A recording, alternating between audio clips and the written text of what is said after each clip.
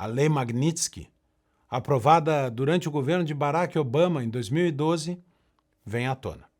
A lei foi criada para punir agentes russos por violações a direitos humanos, como o assassinato político de jornalistas e advogados na prisão e fora dela, assim como para punir, nos Estados Unidos, condenados por corrupção em outros países. Trump não desviou o foco da lei. Ele apenas passou a interpretá-la com um elemento óbvio. Liberdade de expressão é parte dos direitos humanos e, portanto, autoridades de outros países estrangeiros que violam a liberdade de expressão de cidadãos americanos ou residentes nos Estados Unidos estão violando direitos humanos.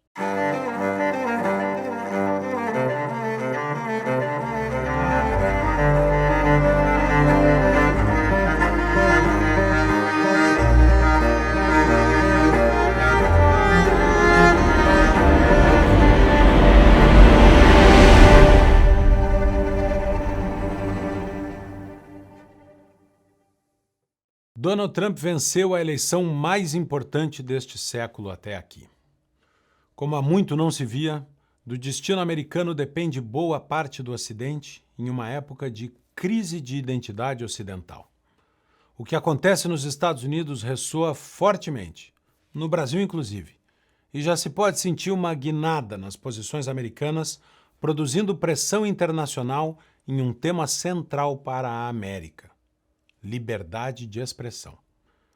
A vitória de Trump traz este tema ao centro da agenda política e, portanto, diplomática dos Estados Unidos. O governo Biden colaborou com redes sociais para suprimir determinadas opiniões nas redes sociais, como denunciaram os Twitter Files. Trump não apenas mostrou-se decidido a restaurar a liberdade de expressão nos Estados Unidos, como também fora dele. E não é para menos. Esse não é um assunto qualquer nos Estados Unidos.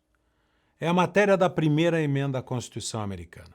Quando foi aprovada em 1787, a Constituição dos Estados Unidos não continha uma declaração de direitos, o que viria apenas com o chamado Bill of Rights, que são as primeiras 10 emendas constitucionais. Aliás, nunca é demais lembrar que a Constituição americana, que tem 238 anos, teve apenas 27 emendas. A Constituição brasileira de 88 já tem 135, sendo que essa é a 7ª Carta Magna da nossa história. Lá dentro do Bill of Rights americano, as 2 primeiras emendas são as mais famosas. A segunda trata do direito de ter e portar armas, que é tema para outro dia no Magna Carta. A primeira é a salvaguarda da liberdade de expressão. Ela diz: o Congresso não fará nenhuma lei que estabeleça uma religião ou que proíba o livre exercício da mesma, nem que restrinja a liberdade de expressão ou de imprensa, ou o direito do povo de se reunir pacificamente e de apresentar ao governo petições para reparação de injustiças. A própria redação do texto é uma aula de direito constitucional. Como preservar um direito individual? Excluindo-o da esfera do poder do Estado. O Congresso não fará leis. É um comando claro. Esse assunto não pertence ao governo, mas ao povo. Esse poder não foi delegado ao Estado, ou seja, ele não está contido no mandato que é dado aos parlamentares.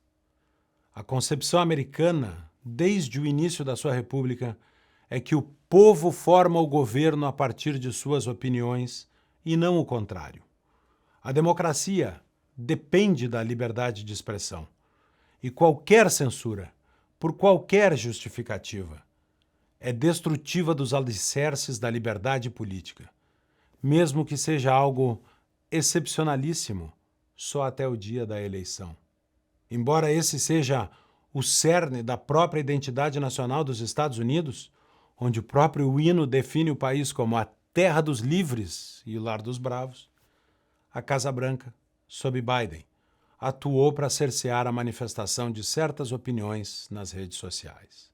A origem da defesa de Trump da liberdade de expressão começa, portanto, como um assunto doméstico de oposição a Biden, um tema interno dos Estados Unidos. Biden estava alinhado com o discurso de regulação das redes sociais que tanto ouvimos no Brasil e nos países governados pela esquerda na Europa.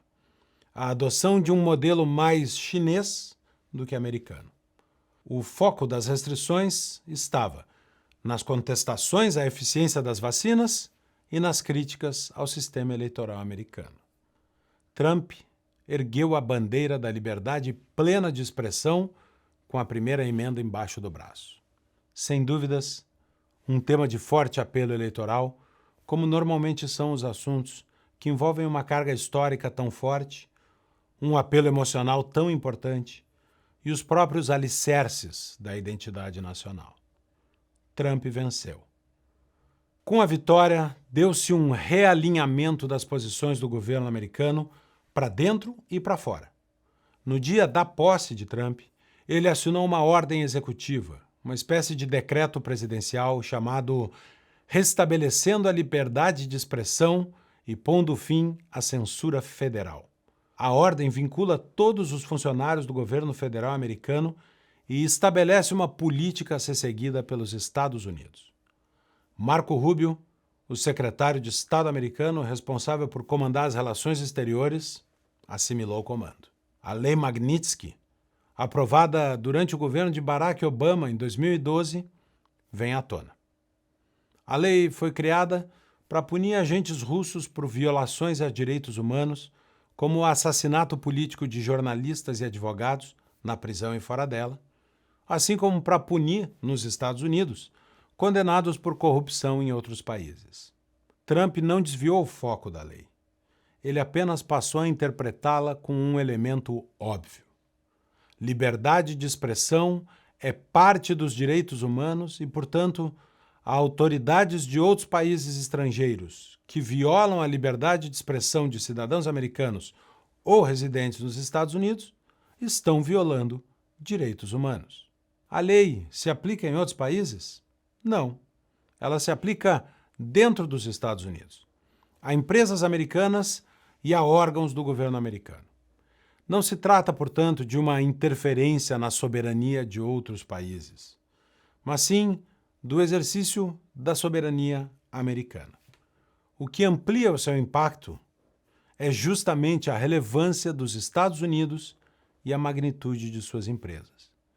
Os gigantes do sistema financeiro e da tecnologia, Visa, Mastercard, American Express, Google, Meta, X, são todos grandes empresas americanas que devem obedecer à lei dos Estados Unidos e aplicar as sanções lá determinadas. Os impactos sobre o Brasil são, talvez, os mais relevantes nesse momento. Mas é um equívoco pensar que todo esse movimento nos Estados Unidos é provocado unicamente pelo que se passa no Brasil. Não. A liberdade de expressão corre risco no mundo todo, como o Reino Unido tem mostrado diuturnamente com prisões arbitrárias de pessoas por simplesmente postarem opiniões nas redes sociais. Ou ainda mais grave, por simplesmente rezarem nas adjacências de clínicas de aborto. Os Estados Unidos despertaram, ainda que tardiamente, para a centralidade da liberdade de expressão em uma democracia.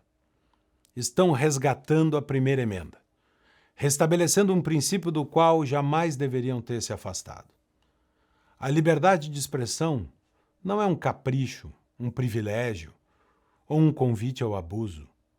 Ela é a matéria-prima da qual as liberdades são feitas. É a fundação sobre a qual uma democracia deve ser construída.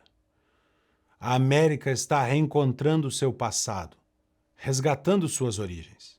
Ao fazer isso, pode promover também o resgate de boa parte do Ocidente, e inclusive desse pedaço de chão chamado Brasil.